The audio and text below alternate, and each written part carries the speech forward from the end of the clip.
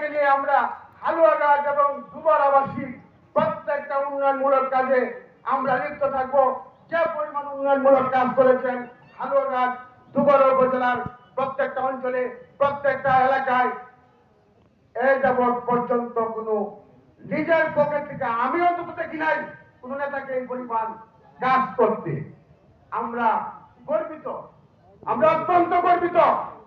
জনাব সালমান সাহেবকে হালুয়াঘাট দুবারাবাসী পেয়েছেন। আমি আমার সব সংক্ষিপ্ত বক্তব্য শেষ করছি। সকলের দীর্ঘায়ু সুস্বাস্থ্য এবং দীর্ঘায়ু কামনা করে শেষ করছি।